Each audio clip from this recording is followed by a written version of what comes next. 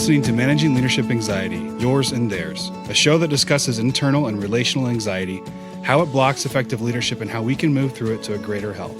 And now your host, Steve Cuss. All right, welcome to today's episode. Hey, we have picked up several hundred new listeners in the last few weeks, so I want to welcome you if you're newer to the show. This is Season 3, so you can go back through, look at some old guests, and pick up someone maybe you haven't listened to yet. Today, a little treat. I'm going to read a couple of stories from Friedman's Fables. For those of you who have been following for a while, I guess this is part 2, because last season I also read from Friedman's Fables. Ed Friedman is very famous in family systems circles, famous for a book called Failure of Nerve, also a book he wrote called Generation to Generation. Really what makes Friedman so brilliant is he took family systems theory off the therapy couch and he put it into the church or the synagogue, and then in Failure of Nerve, he put it into any leadership environment. But I'm convinced that his best book is his least known book, which is called Friedman's Fables. It's a series of fictional stories. They're playful, they're provocative. You can read them to your kids, you can read them to your team. So we'll do 2 fables today. And before we do, I just want to read a quick piece from the prologue because I think Friedman gives us a great summary of what he's accomplishing in these fables. Here's what he says. He says, "The illusions that I aim to shatter are the following." These are all illusions. Number 1, that communication is a cerebral phenomenon rather than an emotional process. The second illusion he's shattering is that insight will work with people who are unmotivated to change. The third illusion, that resistance to your message can be overcome by trying harder. And finally, he's breaking the illusion that seriousness is deeper than playfulness. All right, the first fable in the book, it's called The Bridge. There was a man who had given much thought to what he wanted from life. He had experienced many moods and trials, he had experimented with different ways of living, and he had had his share of both success and failure, and at last he began to see clearly where he wanted to go. Diligently he searched for the right opportunity. Sometimes he came close only to be pushed away.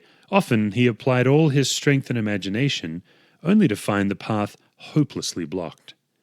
And then, at last, it came. But the opportunity would not wait. It would be made available only for a short time. If it was seen that he was not committed, the opportunity would not come again. Eager to arrive, he started on his journey. With each step, he wanted to move faster. With each thought about his goal, his heart beat quicker. With each vision of what lay ahead, he found renewed vigor. Strength that had left him since his early youth returned, and desires, all kinds of desires, reawakened from their long dormant positions. Hurrying along, he came upon a bridge that crossed through the middle of a town. It had been built high above a river in order to protect it from the floods of spring, and he started across. Then he noticed that someone coming from the opposite direction. As they moved closer, it seemed as though the other were coming to greet him. He could see clearly, however, that he did not know this other, who was dressed similarly except for something tied around his waist. When they were within hailing distance, he could see that what the other had around his waist was a rope. It was wrapped around him many times and probably, if extended, would reach a length of 30 feet.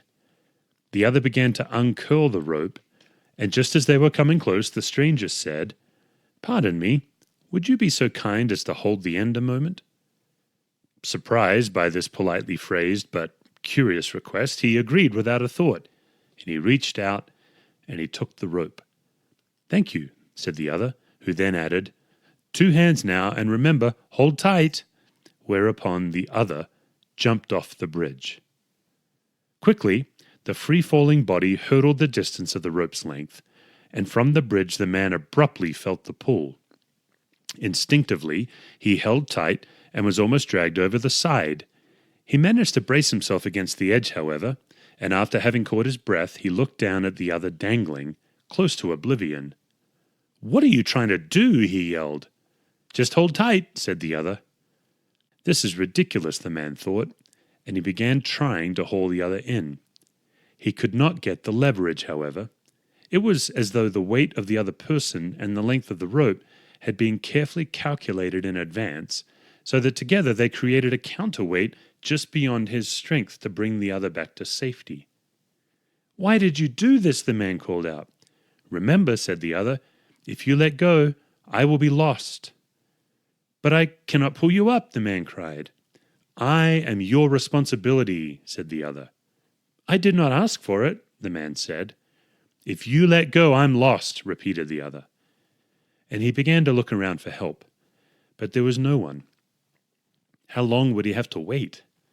Why did this happen to befall him now, just as he was on the verge of true success? He examined the side, searching for a place to tie the rope. Some protrusion, perhaps, or maybe a hole in the boards. But the railing was unusually uniform in shape. There were no spaces between the boards. There was no way to get rid of this newfound burden, even temporarily. "What do you want?" he asked the other hanging below. "Just your help," the other answered. "How can I help? I can't pull you in, and there's no place to tie the rope so I can go and find someone to help me help you." "I know that. Just hang on. That will be enough. Tie the rope around your waist. It'll be easier." Fearing that his arms could not hold out much longer, he tied the rope around his waist. "Why did you do this?" he asked. "Don't you see what you've done? What possible purpose could you have in mind?"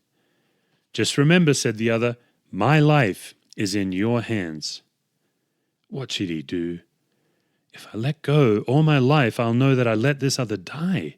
If I stay, I risk losing my momentum toward my other long-sought-after salvation. Either way, this will haunt me forever. With ironic humor, he thought to die himself, instantly, to jump off the bridge while still holding on. That would teach this fool. But he wanted to live, and to live life fully. What a choice I have to make. How shall I ever decide? As time went by, still no one came. The critical moment of decision was drawing near. To show his commitment to his own goals, he would have to continue on his journey now. It was already almost too late to arrive in time, but what a terrible choice to have to make. A new thought occurred to him. While he could not pull this other up solely by his own efforts, if the other would shorten the rope from his end by curling it around his waist again and again, together they could do it. Actually, the other could do it by himself, so long as he, standing on the bridge, kept still and steady. "Now listen," he shouted down. "I think I know how to save you," and he explained his plan. But the other wasn't interested. "You mean you won't help? But I told you I cannot pull you up by myself, and I don't think I can hang on much longer either." "You must try," the other shouted back in tears. "If you fail, I'll die." The point of decision arrived. What should he do? My life or this other's? And then a new idea. A revelation. So new, in fact, it seemed heretical. So alien was it to his traditional way of thinking. "I want you to listen carefully," he said, "because I mean what I'm about to say. I will not accept the position of choice for your life, only for my own. The position of choice for your life I hereby give back to you." "What do you mean?" the other asked, afraid. "I mean simply, it's up to you. You decide which way this ends. I'll become the counterweight. You do the pulling and bring yourself up. I'll even tug a little from here." He began unwinding the rope from around his waist and braced himself anew against the side. "You cannot mean what you say," the other shrieked. "To do so would be so selfish. I'm your responsibility. What could be so important that you would let someone die? Do not do this to me." He waited a moment. There was no change in the tension of the rope. "I accept your choice," he said at last, and freed his hands.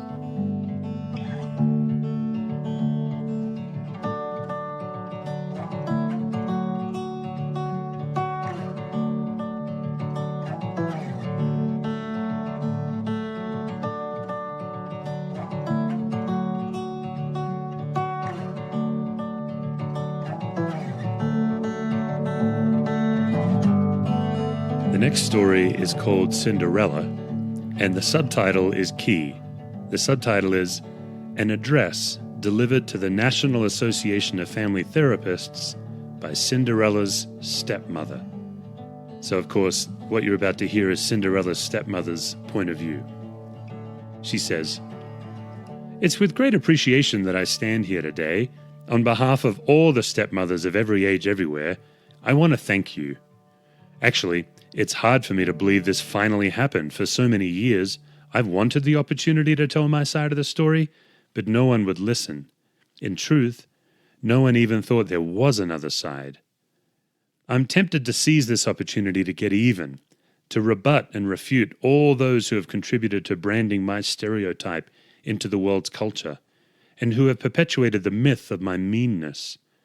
Equal time is a wonderful elixir, but I fear there's no way I could do that without appearing defensive. I've decided, therefore, to simply tell it as it was, or at least as it was according to my perception. And you'll have to determine the truth, though at least when I'm through, I hope it will be from a more evenly weighted point of view. I first met Cinderella's father at a dance given by the king. It was to celebrate the completion of a new wing of the castle, and Cindy's father had been one of the major contractors. I should mention, by the way, that we never, ever called her Cinderella. She wouldn't hear of it. It wasn't folksy enough. I'd been invited because my late husband had been one of the original designers, and I'd just gone through a year of mourning, and this was a kind of coming out for me. I was struck immediately by the man's gentleness. He had a sadness in his eyes, and somehow his doleful demeanor sparked pity in my heart. He seemed quite intelligent, if quiet, and he talked a great deal about his daughter, whom he obviously adored. His wife had died several years previously, and he seemed so choked even to mention it, that I never did find out what ailment had done her in. He had lived alone with his teenage daughter, and except for an older, wealthy, widowed sister, about whom I shall have more to say later, that interfering witch, he had few personal relationships. It was a pleasant enough evening, and I was glad that I'd begun to circulate again. I was quite surprised, however, by what was to follow. For the very next evening he came round with a basket of fruit and flowers. My daughters, who both were home that evening, giggled and gasped and discreetly went out to play. I was overwhelmed. I had never received that much attention from my first husband in all our years together. We went for a walk, talked, and before I knew it, he proposed. I tried to point out that we hardly knew one another, but he was very persistent. I told him I needed time to consider it, and I spent most of the next day plucking daisies. In retrospect, I don't know what was the matter with me. Generally, the last thing you would call me is impulsive, but I was lonely, and he made a good living that would provide security for my own children. And there was this yearning in me to care for someone. Most of all, maybe I was just plain flattered. Little did I know how soon all that attention would cease. And little did I guess what I was in for with his beloved Cindy. As soon as we moved in, I went about setting things to rights. While I would not consider myself orderly to a fault, I do believe that order is essential to any fruitful life, though when it comes to kitchens, there I admit to erring on the side of the meticulous. My daughters, raised in this atmosphere, were naturally tidy, and perhaps it was a mistake on my part to expect that Cindy would have exactly the same attitude. The truth of the matter is that she had none of the same attitudes of my daughters at all. She balked immediately at any mention of her assistance in setting the table or fetching water or cleaning the floor. In fact, I don't think she had ever actually held a broom before. I tried at first to persuade her that this was important for her own upbringing as well as for the family, but she would just throw a temper tantrum or run to her father, who always took her side by failing to support me. Often she would go to her room, where she seemed to have an infinite capacity for sitting and looking out the window. And I admit that I was unsure of my own authority. After all, she was not really my daughter. Sometimes when my own daughters, who were naturally upset at having to do all the work, would taunt her, she would come back with remarks obviously born in those long periods of fantasy. "You just wait and see," she would say. "Someday I won't have to live here any longer. Someday," she would say, "my prince will come." Things got worse. My daughters became more and more upset about having to do her share of the work. My husband spent more and more time away from the house, and my health, always my best companion, began to leave me. Finally, one day, I told Cindy's father that I'd have to take my daughters and leave if he was unwilling to support me on this. That must have gotten to him, because he agreed that Cindy would have to obey me. He was never around, of course, to back me up, but at least it stopped her from running to him whenever she couldn't get her way with me. So all she did instead was start running to my husband's sister. This sister was, as I said, a wealthy widow with no children of her own, and gave Cindy absolutely everything she wanted. This, too, became a problem for my daughters, as she never really accepted them or me. It seemed as though all Cindy would have to do is wish something, and there was her aunt making it happen. Once again, things were starting to become intolerable, and that's when this other flake began to show up. He had seen Cindy walking her usual aimless way one day, and he must have sensed the compatibility immediately. He had nothing to recommend him, no trade, no goals, nor any idea what he would be doing with his life in the next hour, let alone the next day. Another dreamer. And another charmer. Boy, were they made for one another. On the surface, so kind and gentle and pleasing, always saying the right thing when they wanted something, and innocent, always so innocent. He also made passes at my daughters, I should add, but they found him absolutely revolting. Well, one night Cindy and her charming prince just take off and don't come back. And at first, I didn't know how they expected to survive, although I have a suspicion that the sister-in-law of mine was in cahoots. And then the most amazing thing comes out. It turns out he really is a prince, the king's only son of all things. Evidently, they'd been having a lot of trouble with him. He hadn't been minding his studies, he was sneaking certain herbs that are generally forbidden into the castle, and he'd gotten into bad company. Well, the next thing I hear, Cindy and the prince are getting married in a big royal affair. The prince is taken to wearing fine clothes and preparing for succession, and everyone's running around saying how Cindy was the best thing that ever happened to him. She sent some servant back to the house for her things, and we never did see her again. You didn't think we'd be invited to the wedding, did you? I was disappointed, of course, especially for my daughters, but the worst was yet to come. For the palace began to put out this story of a great romance, how the prince had not been seen for a long time because he was actually searching for his one and only, and how he had found her in a hovel, and, pardon me, this is the part that really hurts, how she had almost been a slave in her father's house because he had been ensnared by the wiles of this wicked witch. I don't know how it all got going. Maybe it took off as a natural embellishing of the romance. Maybe it was Cindy's way of getting back at me. In all events, we could not show ourselves in the market for a long time, and finally, to give my daughters a better chance, we moved to another town. In looking back, however, I don't know if I'd have done things differently. I still believe in the values of energy, persistence, and order. Maybe I took on too much responsibility. I should have let her flake out all the way. After all, she was my husband's daughter. Or maybe I should have waited longer till I remarried. One thing I did learn, however, I shouldn't have backed off each time Cindy went to tell her father and aunt how mean I was. I should have gotten so-called meaner. You know, I think I was the only one who ever took a stand with her. But, given the overall absence of limits, that's the only thing she remembered about me. And maybe, as one of my daughters say, that's why she and her prince persisted in the myth about my meanness. It was probably the only way they could really live with one another, happily ever after. All right, those are Friedman's Fables. You can pick up the book, read it to your friends, have a great conversation, and I look forward to seeing you next week with my next guest.